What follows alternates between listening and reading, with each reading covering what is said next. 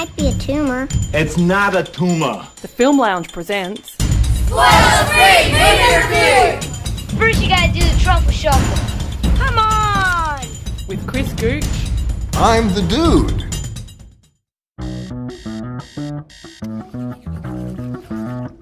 Equanimity. Quality of being calm.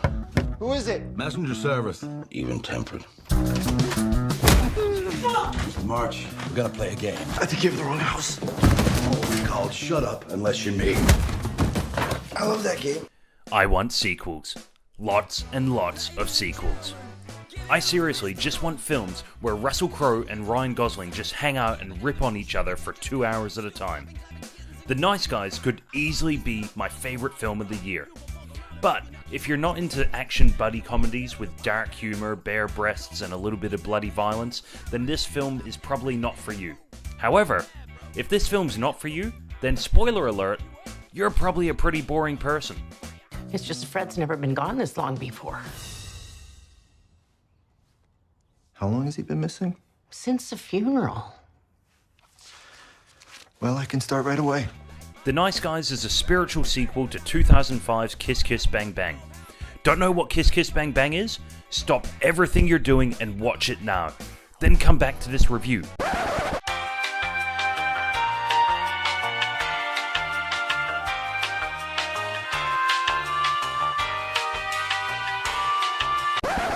It's the film credited as being responsible for getting Robert Downey Jr. the Iron Man role, which subsequently led to Shane Black writing and directing Iron Man 3.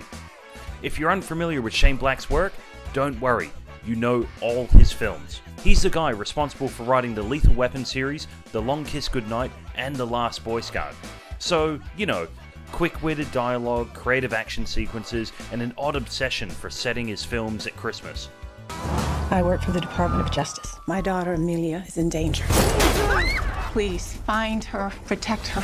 The Nice Guys involves two mismatched private eyes, one played by Ryan Gosling, the guy your girlfriend or wife wishes you were, and the other played by Russell Crowe, the guy guys wish they were.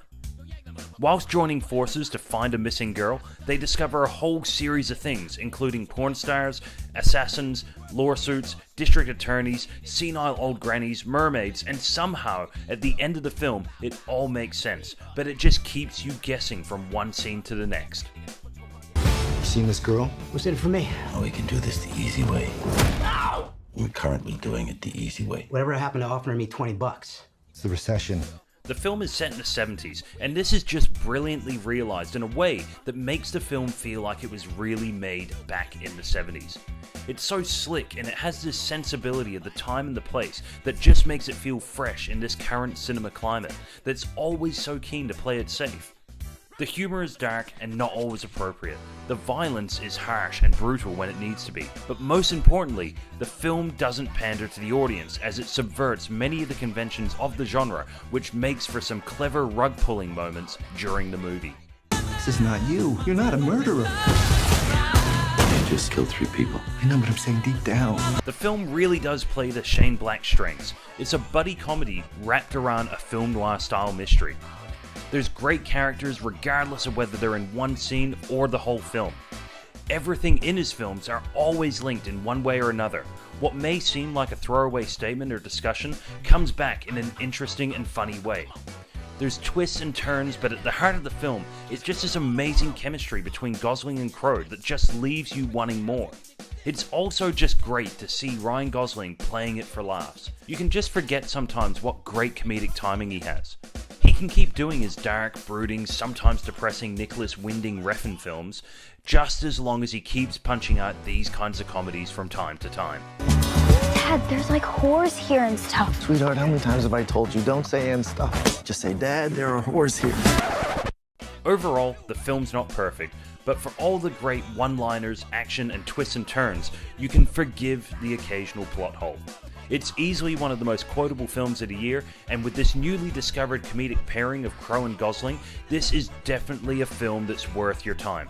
Especially during a blockbuster season that's filled with superhero movies, remakes, reboots, sequels, turtles, and Mad Hatters. The Nice Guys gets 4 3/4 out of 5 stars.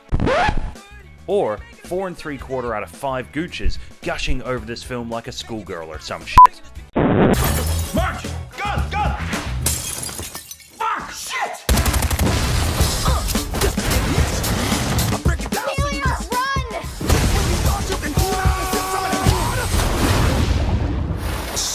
I'm alive!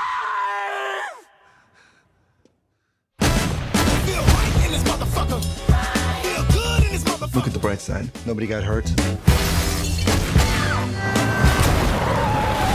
People got hurt. I'm saying I think they died quickly, though, so I don't think that they got hurt. Come on!